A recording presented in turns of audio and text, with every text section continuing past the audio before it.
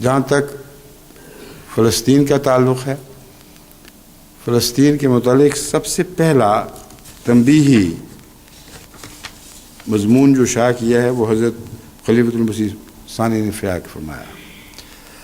آپ ہی نے فلسطینیوں کو متنبہ کیا کہ اپنی زمینیں یہود کے ہاتھوں بیچنے سے باز آ جاؤ.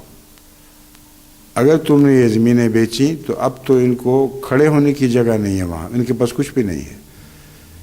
تمہاری زمینیں خرید کر یہ اپنے کھڑے ہونے کی جگہ بنائیں گے اور پھر اسے پھیلا دیں گے، اور رفتہ رفتہ ان کا دائرہ اثر تمہارے سارے مسلمان ممالک پر جو عرب میں موجود ہیں ان سب پر محیط ہو جائے گا. اور یہ بہت ہی خطرناک حرکت ہے جو تم کر رہے ہو، اس سے توبہ کرو. اس موقع پر اس مضمون کی تائید میں عراق اور فلسطین اور دوسرے اخبارات میں سے بہت سے دانشور ایسے تھے جن کے ایڈیٹر جنہوں نے کھل کے تائیدی مضامین لکھے. انہوں نے کہا اگر کوئی صحیح مشورہ دے رہا ہے تو اس وقت جماعت احمدیہ کے سربراہ مرزا بشیر الدین محمود احمدی ہے جو صحیح مشورہ دے رہا ہے. آپ نے ان کے جذبات کو ابھارنے کے لیے بڑی پرزور تحریریں لکھی، لیکن افسوس ہے کہ ان لوگوں نے اس پر کان نہ دھرے. ایک تحریر کا نمونہ میں آپ کے سامنے رکھتا ہوں.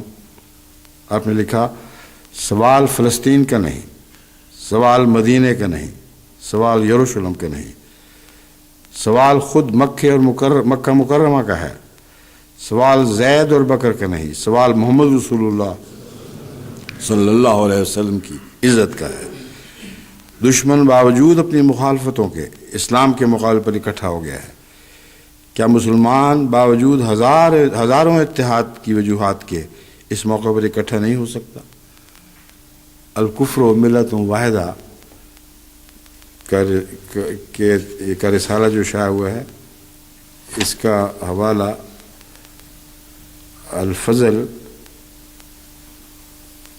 1944 جو بھی ہے، یہ الکفر و ملت واحدہ کا مضمون جو ہے یہ تو بہت شہرت پکڑ گیا تھا سارے عرب میں اور اس سے باہر بھی.